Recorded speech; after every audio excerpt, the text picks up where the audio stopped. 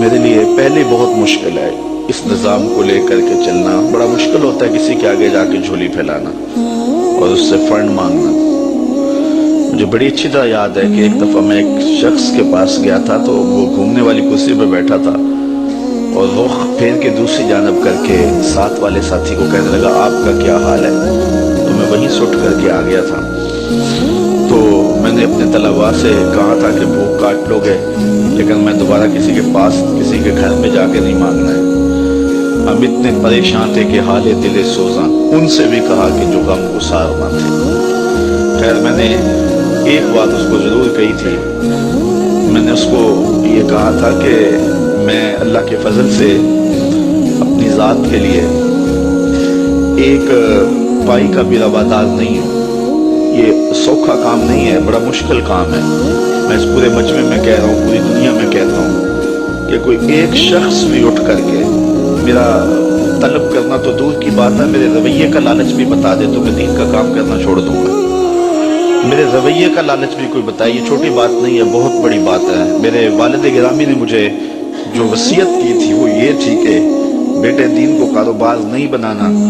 اگر شوق آ جائے دولت جمع کرنے کا, اگر یہ طلب دل میں جاگ جائے تو پھر کاروبار ہی کر لینا. آپ کو اللہ نے ہاتھ پاؤں دیے ہیں, کوئی کاروبار کر لینا, دکان پہ بیٹھ کے رزق کما لینا. تو دین کو جو ہے وہ روزی کا اڈا نہیں بنانا. تو اللہ کے فضل سے آپ نے میرے رویے سے بھی, میرے طرز زندگی سے بھی یہ بات نہیں دیکھی ہوگی. اور یہ بات کہنا بہت مشکل ہے جب علم کی بولیاں لگ رہی ہوں اور جب 50-50 60-60 ہزار روپے کے اندر تقریریں بک رہی ہوں تو ایک بندہ سویر سے لے کے شام تک کالا کالا رسول اللہ کا نغمہ لے کر کے گھومے تو یہ بہت بڑی سعادت ہے. تو میں تو اپنی ذات کے لیے بھی کبھی جو ہے وہ کوئی ہلکا اشارہ بھی کرنا مناسب نہیں سمجھتا ہوں. اور اللہ نے دل کو یہ استغنا کی دولت دی ہے تو میں نے اس کو جو ہے وہ ایک شعر بجوا دیا تھا. میں نے کہا میں بڑا غیرت مند شخص ہوں اور خوددار آدمی ہوں, لیکن میں ان بچوں کے لیے جھولی پھیلانے کے لیے آپ کے پاس آیا تھا. آپ نے جو رویہ میرے ساتھ رکھا, چلو وہ آپ کا انداز ہوگا اور آپ کا بھی شاید قصور نہیں ہے, آپ ایک آنکھ سے سب کو دیکھنے کے عادی ہوں گے. تو میں نے کہا تھا کہ میرے سوال کی عظمت تو دیکھ, میرے سوال کی عظمت تو دیکھ, خیرات نہ دے حسن طلب کی داد تو دے.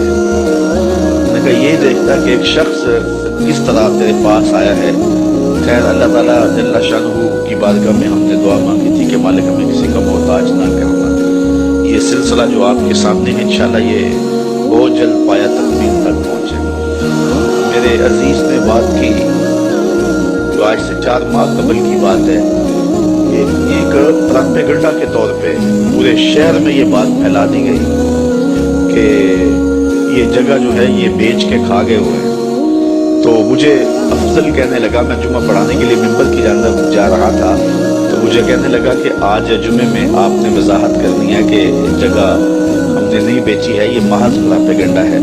تو میں نے اسے کہا کہ مجھے بتانے کی ضرورت نہیں ہے, حالات آئیں گے تو وقت خود بولے گا. تو یہ ہم کس کس کی صفائیاں دیتے پھرے, لوگ ہمیں گالیاں نہیں دیتے, لوگ کیا کچھ نہیں کہتے ہیں. تو جو کسی کے من میں ہے وہ کیا کسی نے کہا نصیب اپنا اپنا مقام اپنا اپنا, کیے جاؤ میں خارو کام اپنا اپنا. اب تو لوگوں کا محبوب مشغلہ بن گیا ہے ہمیں چھیڑنا, ہمیں تکلیف دینا, ہمیں اذیت پہنچانا.